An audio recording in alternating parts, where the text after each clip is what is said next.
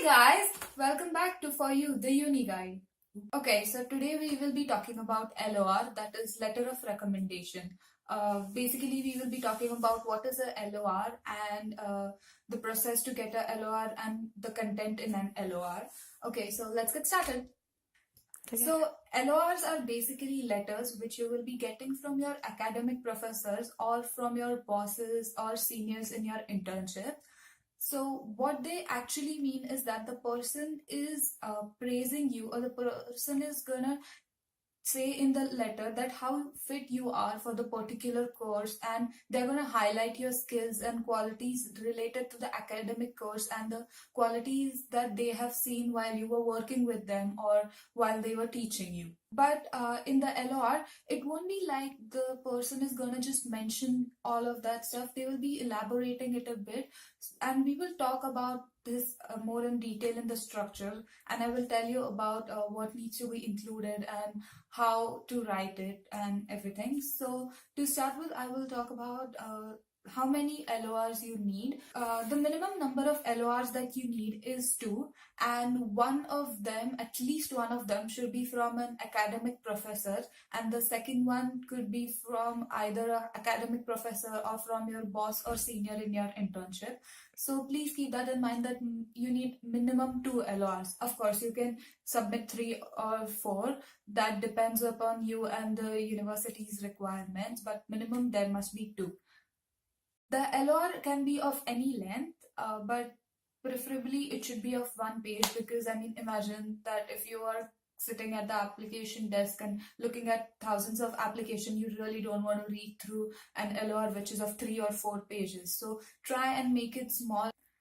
So make sure that the person from whom you'll be taking the LOR knows you really well, because they will be mentioning about your academic achievements, your extracurricular activities, your skills and qualities that you've implemented, and they will be writing in detail about how fit you are for the course. So about academic achievements that you need to include in the LOR, they need to be something like maybe you've written a research paper, or you've given a really good presentation at a conference or a seminar, or you've been a continuous topper. Such academic achievements. Please do not include scoring high marks in a particular subject or scoring really good grades. So please put academic achievements which you cannot mention in your mark sheets. Moving on to extracurricular activities. From extracurricular activities, the universities want to know about your leadership skills, about your multitasking, and about your achievements. How well can you handle 2-3 departments, and how well you are with volunteering. So for that, do not mention a few activities like you've done, like I was a volunteer in this festival, I was a volunteer in my college seminar, or I did a volunteering work for another festival or anything. Like, don't mention anything. Write a sentence about how you did it and what actually did you learn from it. Now this you will have to talk with your professor, and only then you can write. You will also need to include qualities and skills that make you perfect fit for the course. Now, these qualities and skills can be related to your academics or anything that you've learned from your academics. You could even write that how you learned something from a coursework and how you implemented it. Maybe you did some volunteering work with that, or maybe you did a presentation, or maybe you enacted a drama out of it, anyhow. So to give an example, for me, I did my presentation for Greece crisis with a drama. So to talk about the process of getting an LOR, here's how it goes. First, you will either go to your professor, your boss, or your senior, and you will request them or ask them if they are ready to give you a LOR for your university.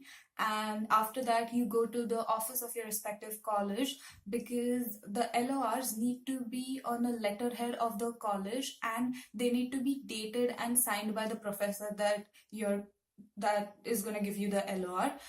Please, the LOR really cannot be on a ruled one-sided paper or on a just blank paper written with pen and submitted. No, this is not the formal way of submitting an LOR.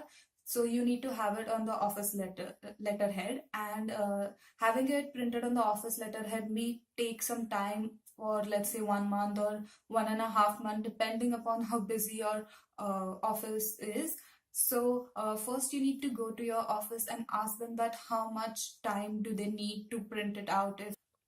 So after that, you can decide that how many months you need to keep in between before you get your LORs ready and before you start applying, or how much time period you need to adjust that depending upon what your college office says. So after that, so after that you do again meet your professors or your boss and discuss with them that will they be writing a LOR, or do you have to write a LOR. Now I'll tell you about the difference. What some professors do is that they ask the students to write the letter of recommendation, and then they read the letter of recommendation and edit it themselves and then get the printout.